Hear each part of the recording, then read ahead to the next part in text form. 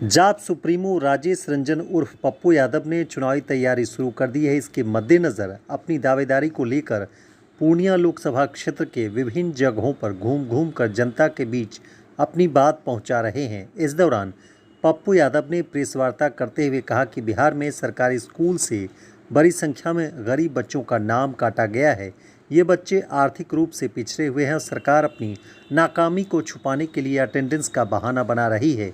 पप्पू यादव ने कहा कि न तो बच्चों के बैठने के लिए जगह है और न ही फैकल्टी टीचर हैं। ऐसे में यह सामंती सोच को दर्शाता है और पप्पू यादव ऐसे बच्चों के साथ खड़े हैं।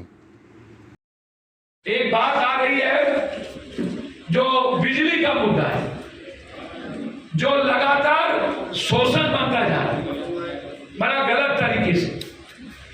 इस आप आनंद फानंद में बिल पहुंचा देते हैं।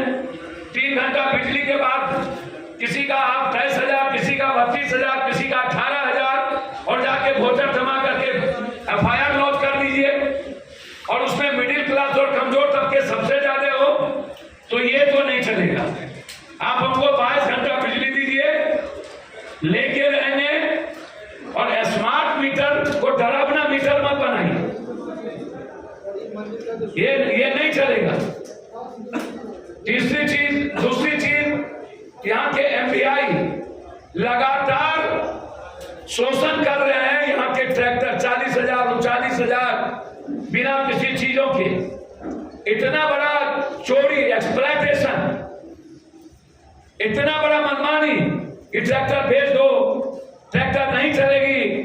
एक व्यक्ति के द्वारा जब तक नहीं कहा जाएगा वसूली, तब तक तुम्हारा ट्रैक्टर नहीं आएगा। 5,000 रुपया का वोचर जमा कर दो, जो 5,000 जमा करेगा तब ट्रैक्टर जाएगा।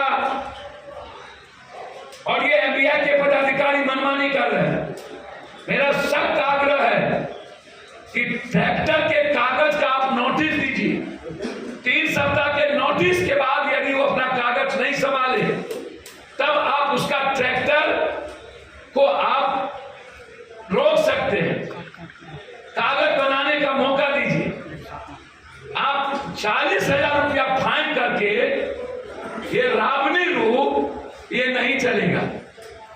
अंतिम 70 सालों से 50 सालों से हाउसिंग कमेटी में ला रहे लोगों को जिस तरीके से माफिया और पदाधिकारी की मिलीभगत से घर उजाड़ने की कोशिश हो रही है, वो बिल्कुल गलत है और हम इसका विरोध करेंगे। अंतिम 5 तारीख को पूर्णिया और धमधा विधानसभा एक परिपक्व और वैचारिक कार्यकर्ता साथियों का, नेताओं का एक बड़ी बैठक सीमांचल और कोसी की आजादी के लिए एक संकल्प। पूर्णिया को राजधानी कैसे बनाया जाए, उपराजधानी। पूर्णिया के एयरपोर्ट को चालू अविलंब कैसे किया जाए। सहरसा में एम्स और पूर्णिया में हाईकोर्ट बेंच और बंद पड़े कुर्सेला से लेकर रुपौली, भवानीपुर, बड़ारा होते हुए मुरलीगंज होते हुए भीमनगर रेलवे लाइन, ये इंपॉर्टेंट है हमारे लिए। और बाढ़ से मुक्ति, इसके लिए 4 विधानसभा की बैठक हो चुकी है। अब अंतिम विधानसभा के रूप में 5 तारीख की बैठक पूर्णिया की आजादी को लेकर के है और उसमें हम अपने अधिकार के लिए यहां पर जमा होंगे और करो मरो के साथ संकल्प के लिए हम लोग आगे बढ़े। धन्यवाद। 8,000 नहीं, मैं आपको बता दूं, बिल्कुल गलत तरीके से,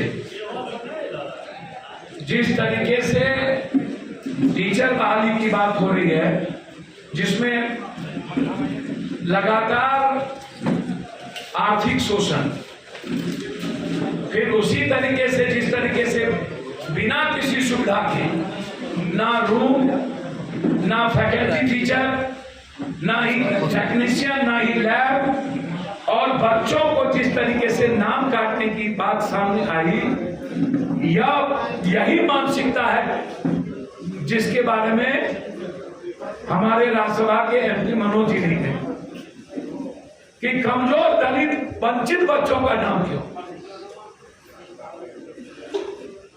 और जिन बच्चों का नाम काटा गया है अटेंडेंट के नाम पे नहीं, अलग तरीके से, मैं उस बच्चे के साथ खड़ा हूं। आर्थिक रूप से कोई बच्चे का नाम नहीं कटेगा। पप्पू यादव पिता के रूप में उसकी भूमिका निभाई ब्रोकर के द्वारा हुआ है, इसकी जानकारी मैं डीएम, सीओ, एडीएम, भूवर्धन पदाधिकारी को मैंने दे दिया है। इसके लिए लिखूंगा भी और रेवेन्यू मिनिस्टर से बात करूंगा, एजुकेशन मिनिस्टर के नॉलेज में मैं यह बात लाऊंगा एजुकेशन। और मैं के पाठक से उम्मीद करता हूं कि जो स्कूल का जमीन अधिग्रहण हुआ है उसको बचाने का प्रयास करिए। हमारी पार्टी का यह दायित्व है कि उस जमीन को किसी कीमत पर हम आम जनता की बच्चा के लिए बचाएं।